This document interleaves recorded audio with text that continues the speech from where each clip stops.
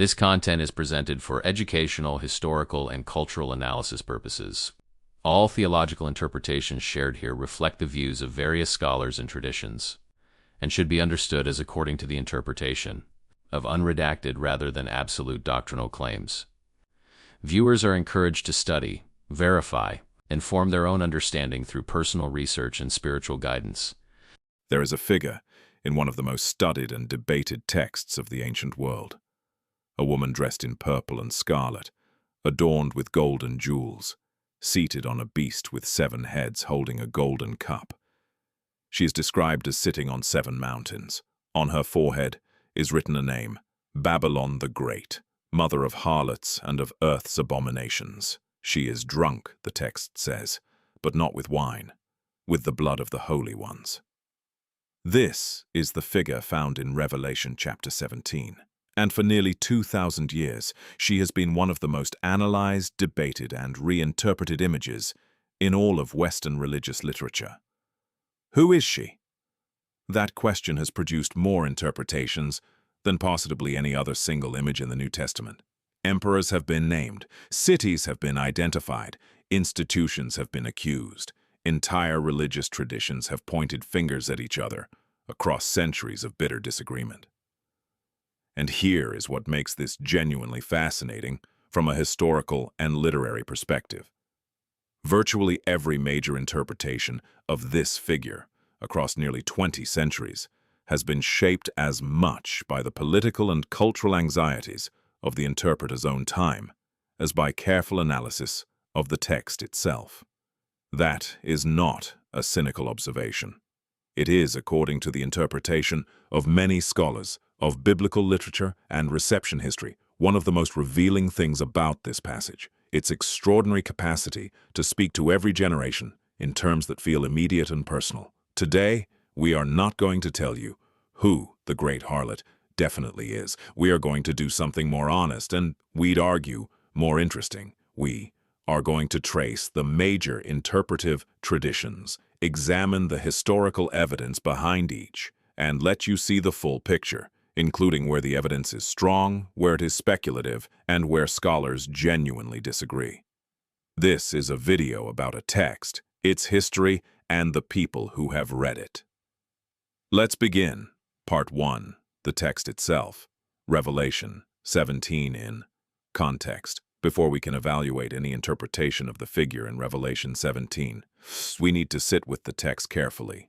The book of Revelation, known in Greek as the Apocalypsis Ioannou, the Apocalypse of John, is a book of visions and prophecies about the end of the world. It was written by John, a disciple of Jesus, around 90 AD.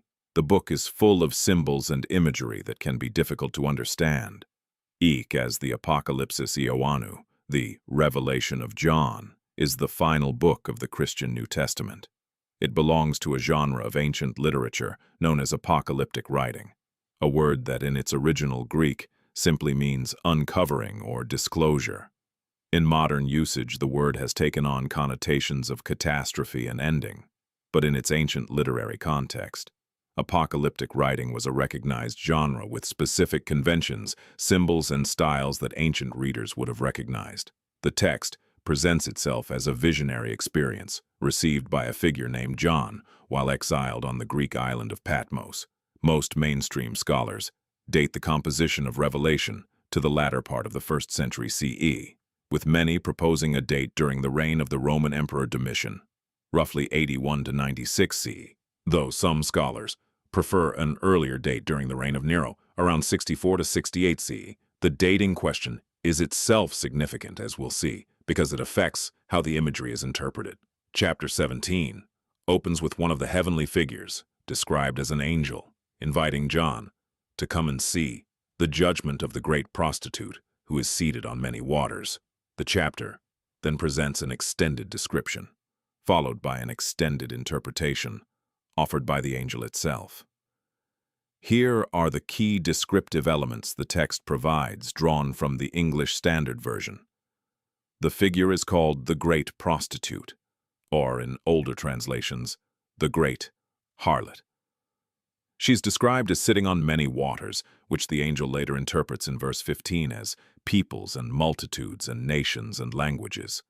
She is dressed in purple and scarlet and adorned with gold jewels and pearls. She holds a golden cup full of abominations and the impurities of her sexual immorality. On her forehead is written, Babylon the Great, mother of prostitutes and of earth's abominations. She is described as drunk with the blood of the holy ones and of those who bear testimony to Jesus. She is seated on a scarlet beast that has 7 heads and 10 horns. And then critically, in verses 9 and 10, the angel offers an explicit, interpretive key. This calls for a mind with wisdom. The 7 heads are 7 mountains on which the woman is seated. They are also 7 kings, 5 of whom have fallen. 1 is, the other has not yet come, and when he comes he must remain only a little while.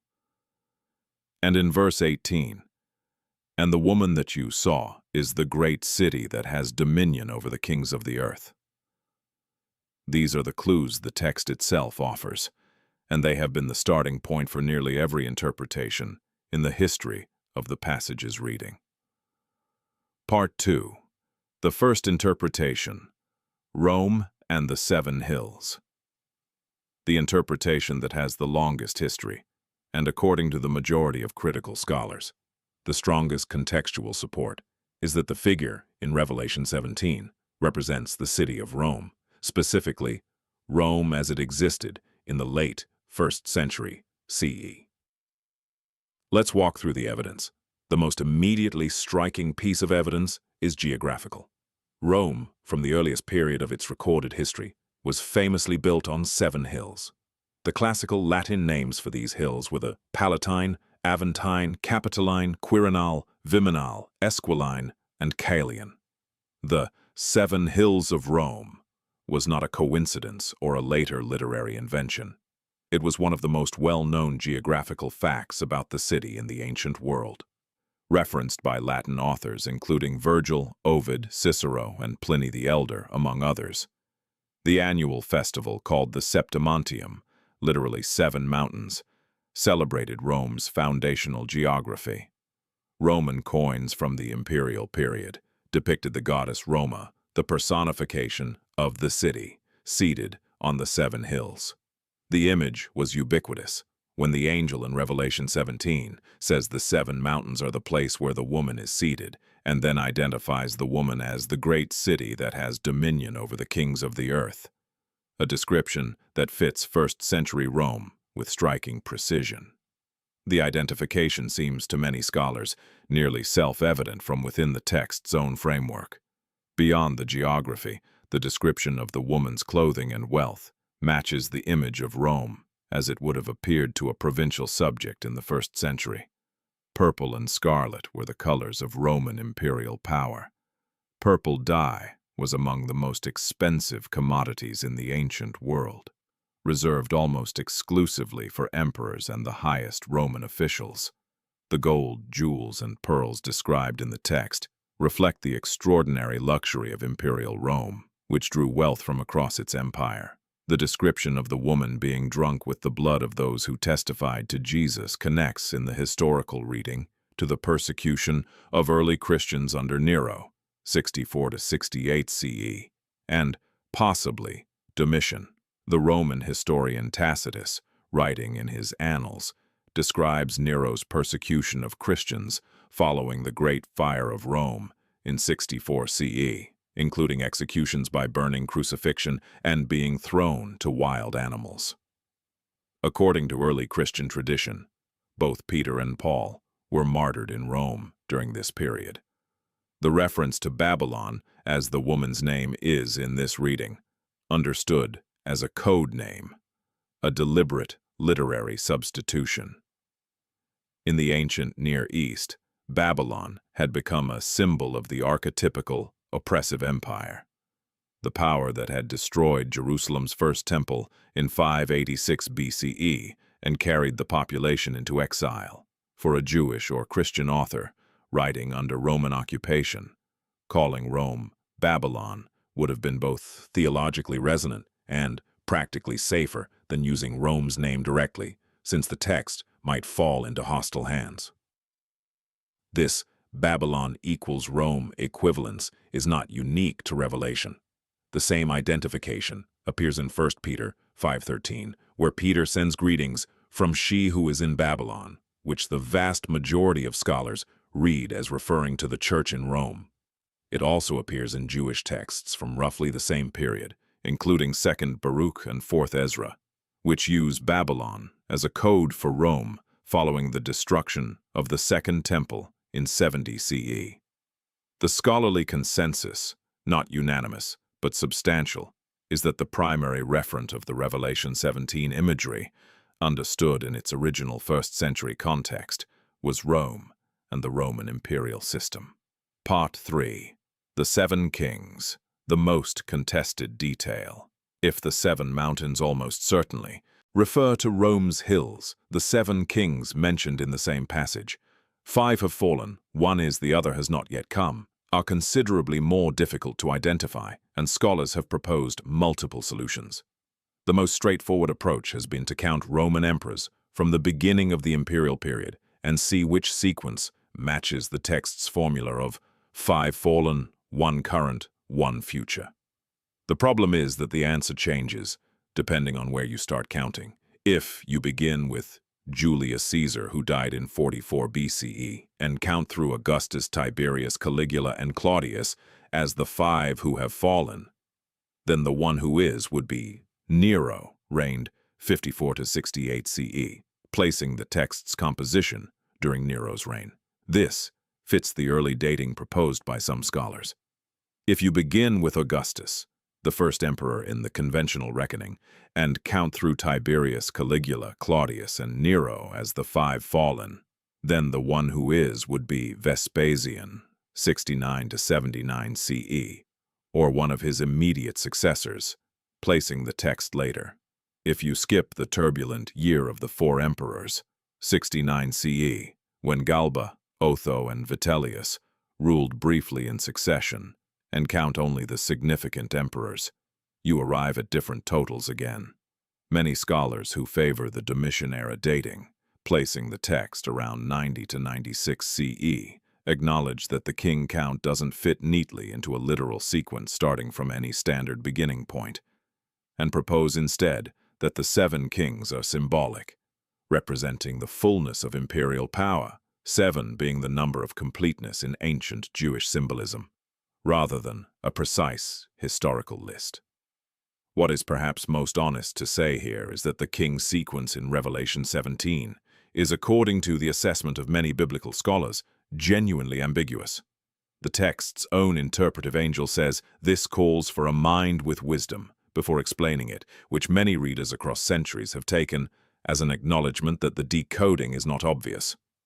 The ambiguity of the king sequence has, however, opened space for later interpreters to propose their own identifications, a dynamic that has produced some of the most creative and, at times, historically problematic readings in the text's long reception history. Part 4. The Reformation Interpretation. Rome Revisited. The history of Revelation's interpretation takes a dramatic turn in the 16th century with the Protestant Reformation. The Reformers, Luther, Calvin, Zwingli, and their successors, inherited the basic Rome identification from earlier interpreters, but applied it in a completely new direction. For them, the Rome that matched the description in Revelation 17 was not the ancient Roman Empire. It was the contemporary Roman Catholic Church, and specifically, the papacy. Martin Luther, in various writings from the 1520s onward, made increasingly explicit statements identifying the Pope with the Antichrist of the New Testament and connecting the papacy to the Revelation imagery of Babylon. In his 1520 work, The Babylonian Captivity of the Church, Luther used the Babylon imagery explicitly, though his primary concern in that text was the sacramental theology of the Church, rather than prophetic identification per se. This identification became so central to Protestant theology in the following centuries that it was formally written into several confessional documents: the Westminster Confession of Faith, adopted by the Westminster Assembly in 1646, and still the confessional standard of many Presbyterian and Reformed churches, stated explicitly in its original form that the Pope of Rome is that Antichrist, that man of sin and son of perdition that exalts himself in the church against Christ. Many editions of the Westminster Confession, used in the 20th and 21st centuries, have removed or modified this statement, but its historical presence is well documented. The interpretive logic of the Reformation reading deserves careful examination because it was not entirely arbitrary. The Reformers were observing a church institution that was, by their analysis, headquartered in the literal city of Rome, the city on 7 hills.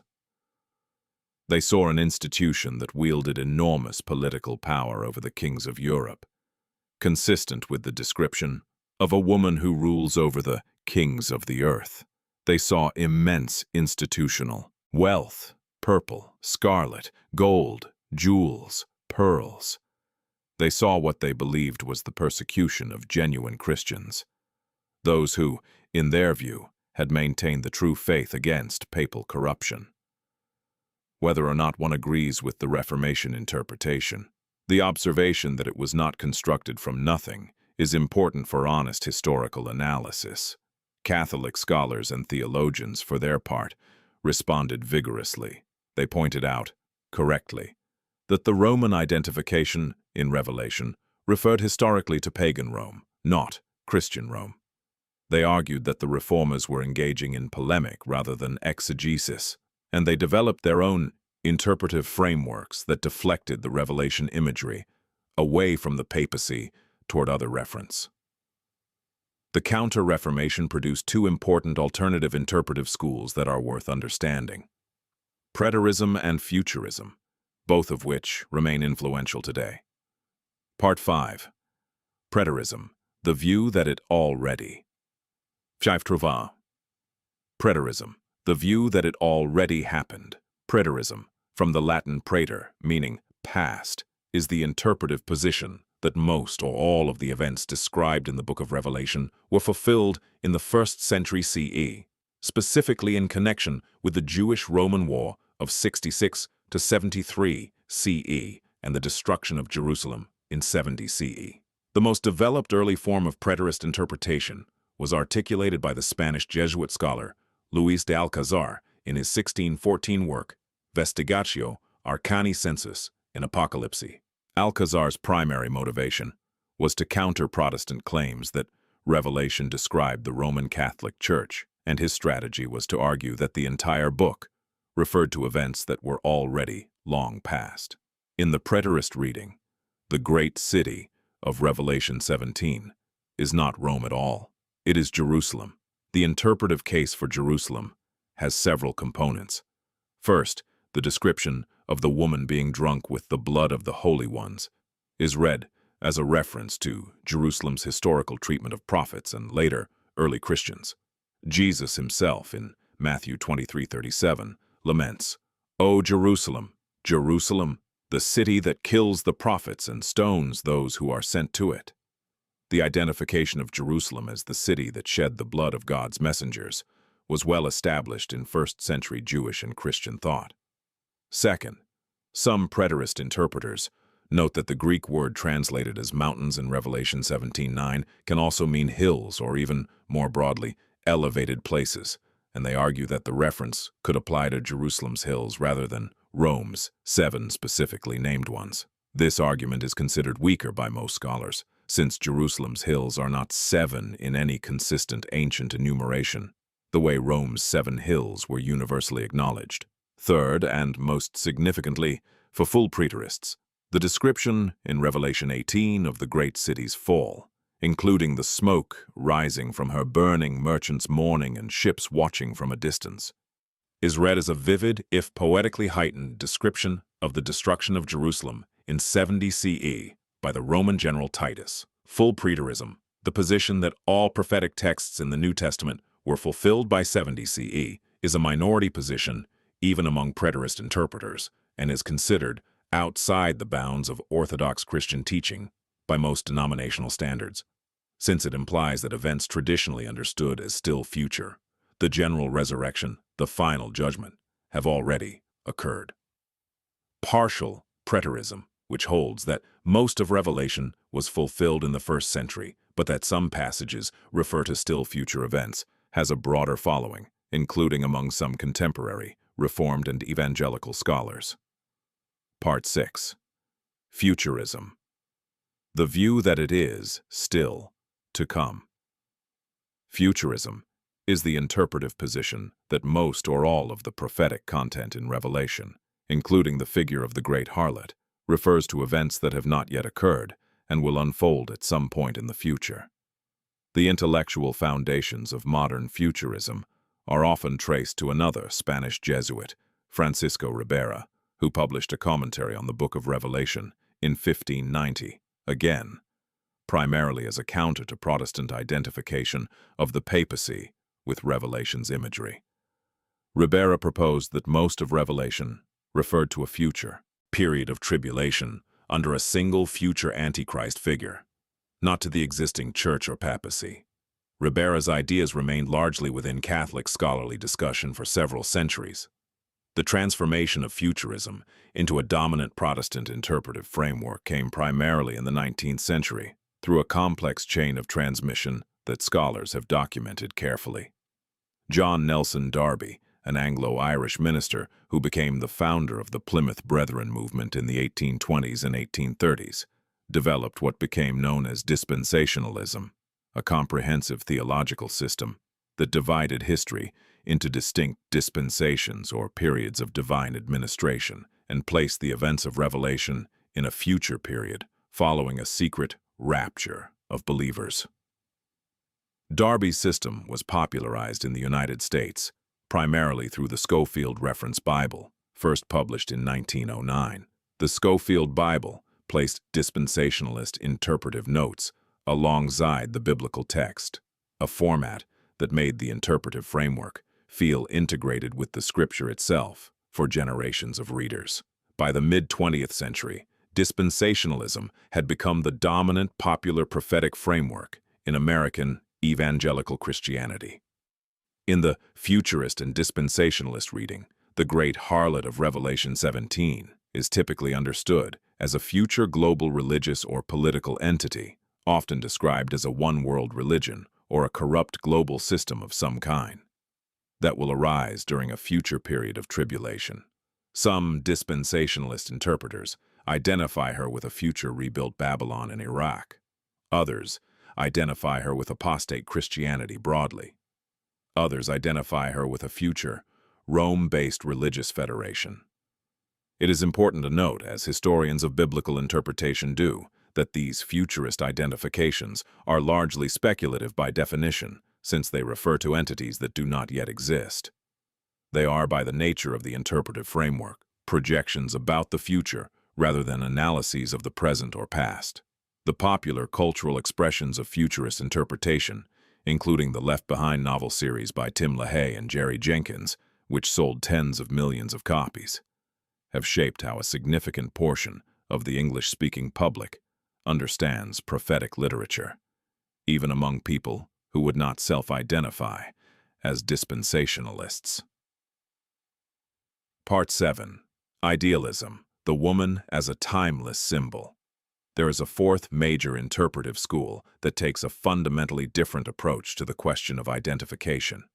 Idealism, sometimes called the symbolic or timeless interpretation. The idealist position holds that Revelation, including the figure of the great harlot, is not primarily a prediction of specific historical events, either past or future. Instead, it is a symbolic drama representing the eternal conflict between good and evil, between faithfulness and corruption, between the kingdom of God and the kingdoms of human power. In this reading, the great harlot is not Rome, not Jerusalem, not the Catholic Church, not a future global religion. She is a symbol, a personification of the corrupting power of empire, wealth, and idolatry in all its forms across all times and places. Idealist interpreters point out that the book of Revelation is saturated with symbolism borrowed from the Hebrew prophetic tradition, Ezekiel, Isaiah, Daniel, Zechariah, and that these symbols were never understood as pointing to single specific historical fulfillments. They were understood as capturing recurring patterns of human experience and divine response.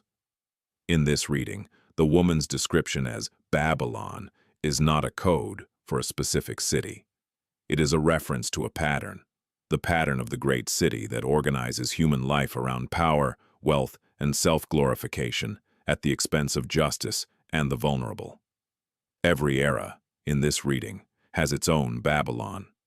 Every generation faces the question of whether it will be seduced by the golden cup.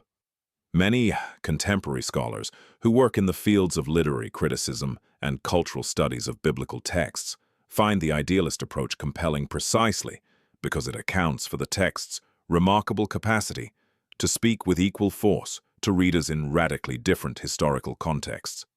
If the image was simply a coded reference to first-century Rome, its power for 21st century readers would require explanation. If it is a symbolic archetype, its resonance across time is inherent to its structure. The idealist position does not necessarily exclude the historical reading. Many scholars hold a both/and position. The imagery was grounded in and initially referred to first-century Rome, but its symbolic structure allows it to function as a recurring archetype that transcends any single historical moment. Part 8. The Harlot. In the history of art and culture, one measure of how deeply the figure of the great harlot has embedded itself in Western consciousness is its extraordinary presence in the history of art, literature, and culture. The image has been depicted by artists across 15 centuries, from illuminated medieval manuscripts to Baroque oil paintings to modern graphic novels. Albrecht Dürer, the German Renaissance master, included a famous woodcut of the Whore of Babylon in his illustrated Revelation series of 1498, one of the most technically accomplished printmaking projects of the Renaissance. In Dürer's version, the beast wears a papal tiara, a reflection of the early Reformation atmosphere in which Dürer worked and the growing tension with Rome. The image appears in William Blake's illustrated poetry and paintings of the late 18th and early 19th centuries, where Blake uses Babylon as a symbol for the dehumanizing forces of industrialism and institutional religion. A thoroughly idealist reading, transplanted into romantic aesthetics. In literature, the Babylon imagery of Revelation has influenced works ranging from Dante's Divine Comedy, where corrupt popes appear in the Inferno, to John Bunyan's Pilgrim's Progress, in which the city of Vanity Fair echoes the wealth and seduction of Revelation's great city. In the 20th century, the imagery surfaces in Rastafarian religious culture, where Babylon became a central symbolic term for colonial oppression and systemic injustice, a usage that spread globally through reggae music and remains culturally active today. The persistence of this imagery across such widely different cultural contexts, medieval Catholic art, Protestant Reformation polemic, romantic poetry, anti-colonial religious movements, is itself a kind of evidence for the idealist reading. The symbol has proven generative, far beyond any single historical moment. Part 9. What ancient readers would have understood. The first-century lens. Having traced the major interpretive traditions, it is worth returning to a question that many scholars consider foundational. What would the original audience of Revelation have understood when they heard this text? Revelation was, according to its own framing, a circular letter addressed to 7 specific churches in the Roman province of Asia, modern-day Western Turkey. These communities are named in chapters 2 and 3: Ephesus, Smyrna, Pergamum, Thyatira, Sardis, Philadelphia, and Laodicea. These were real first-century communities living under Roman imperial rule. They would have been familiar with Rome's geography, its imperial cult, the worship of emperors as divine, its political power, and, for many of them, the experience of social pressure or actual persecution for refusing to participate in that cult. When scholars ask what these original recipients would have understood by the imagery of chapter 17, the answer, according to most who work in first-century Roman history, is Rome. Almost certainly Rome. The 7 mountains would have been immediately recognizable. The city that rules over the kings of the earth would have been immediately recognizable. The purple and scarlet and gold of Imperial Rome would have been immediately recognizable. This does not mean, scholars are careful to note, that later interpretations are therefore wrong or irrelevant. It means that understanding the original context is the necessary foundation for any subsequent interpretive work. A reading that ignores the first-century context entirely, that jumps straight from the ancient text to modern applications without accounting for the original audience, is, by the standards of most academic biblical scholarship, methodologically incomplete. The question of what the text means now, for contemporary readers and communities, is a legitimate and important question, but it is, according to most scholars, a different question from what the text meant then, and conflating the two without acknowledgement can produce interpretations that are, at minimum, historically misleading. Part 10. The question of the waters, universal dominion. 1 detail of the revelation. 17 description that often receives less attention than the 7 mountains is the opening image. The woman is seated on many waters. The angel's interpretation of this image in verse 15 is unusually explicit. The waters that you saw, where the prostitute is seated, are peoples and multitudes and nations and languages. This is one of the clearest self-interpretations in the entire text. The waters do not represent a specific geographical body of water. They represent humanity in its diversity. Every people, every language, every nation. This detail is significant for several reasons. First, it signals that whatever entity the woman represents, it is understood as having global reach. It is not a local power. It is a force that extends across all human populations. Second, it creates a tension with the 7 mountains identification. Rome, geographically, was a city. Its empire was vast, but it had clear boundaries. The many waters imagery suggests something that transcends any single geopolitical entity.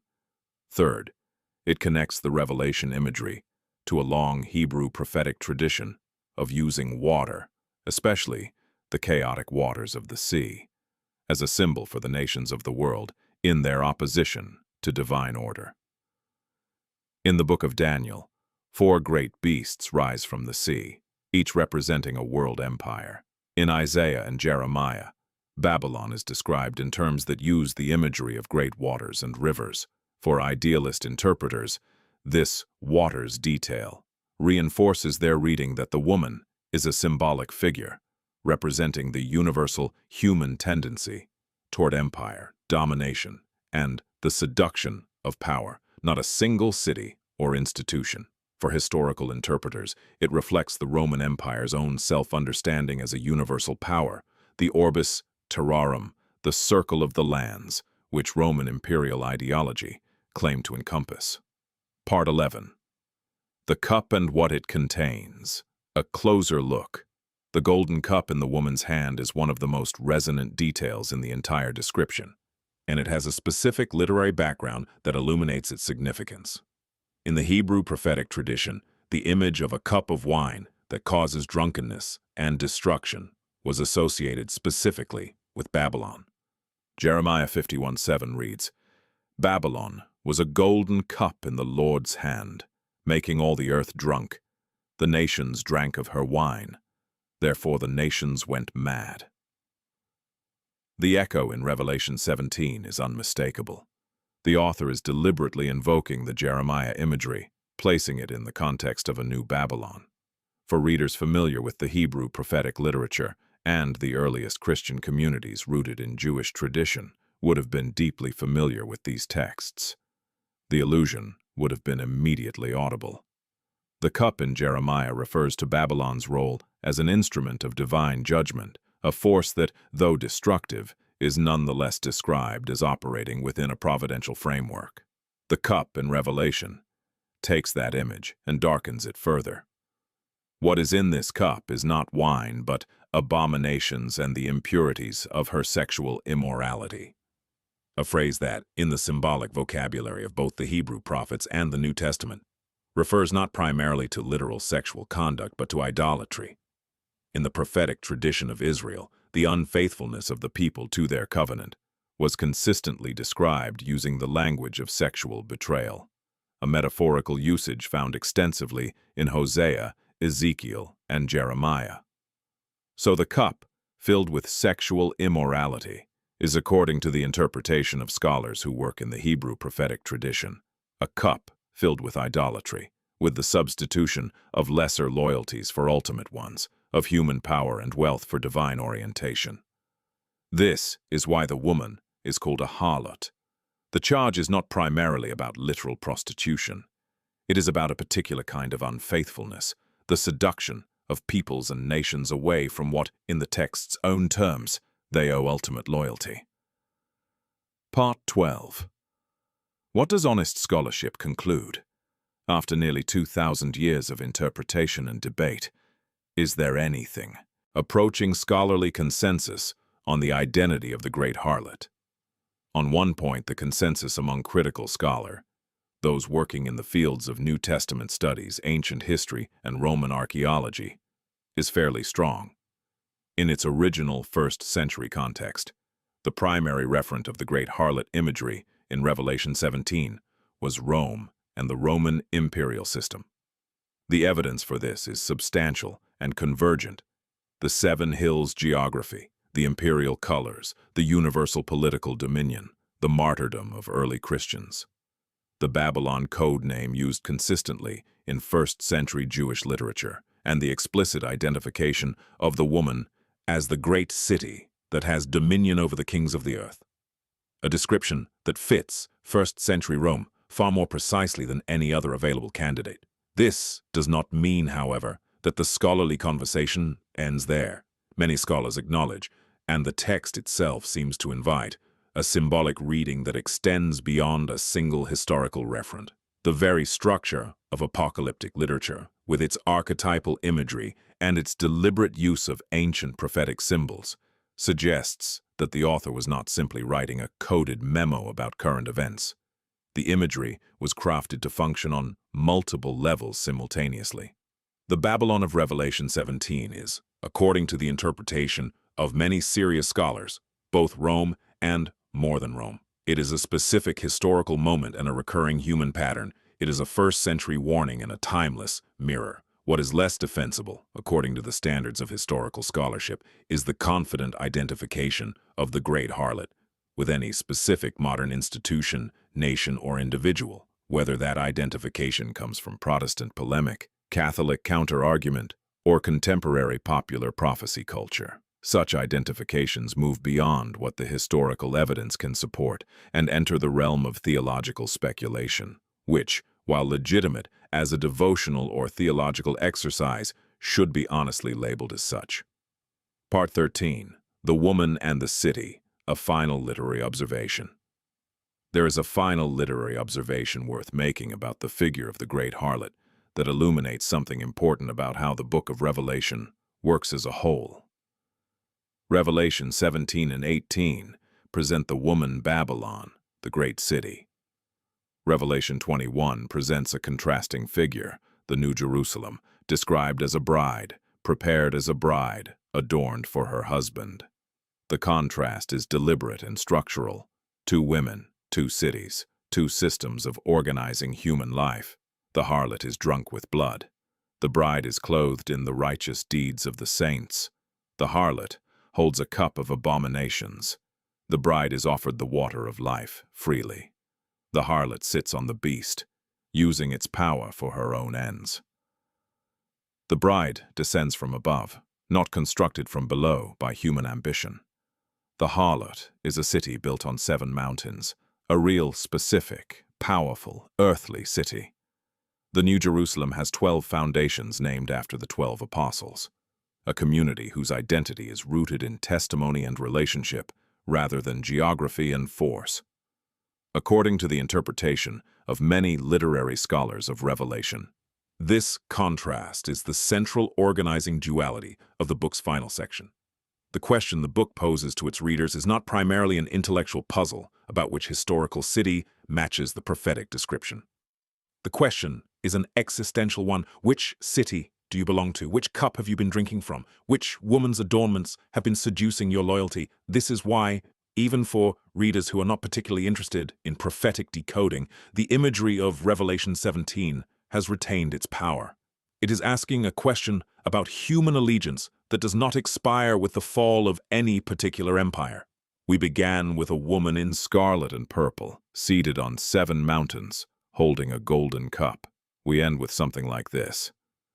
She has been identified across 2,000 years of reading as the city of Rome, as the Roman Empire, as medieval and Renaissance Rome, as the Roman Catholic Church and the papacy, as Jerusalem as a future global religion, as the spirit of idolatrous empire in every age. Each of these readings has had its historical moment. Each has reflected something genuine about the fears, experiences, and convictions of the communities that produced it. And each, when examined carefully, reveals as much about the reader as about the text. What the historical evidence supports most strongly is that the imagery was grounded in the experience of first-century Christians living under Roman imperial power, and that it spoke to them in symbols they would have recognized immediately, offering a theological framework for understanding their situation. The empire that claimed ultimate loyalty was itself under judgment. The golden cup was full of something terrible. The mountain city would fall. What the literary structure of the text suggests is that this message was designed to transcend its original moment, that the symbols of seduction, power, and misplaced loyalty were drawn broadly enough to speak to every generation that read them. Whether you read Revelation 17 as ancient history, as symbolic theology, as ongoing cultural critique, or simply as one of the most dramatically vivid passages in all of ancient literature, the figure of the woman on the 7 mountains rewards careful, honest engagement. She has been asking her question for a long time. What city are you building your life in? Thank you for watching. All interpretations presented here represent the views of various scholars and traditions across 2,000 years of engagement with this text. No single institutional or doctrinal position is endorsed. You are warmly encouraged to read the primary texts, consult multiple perspectives, and reach your own considered understanding.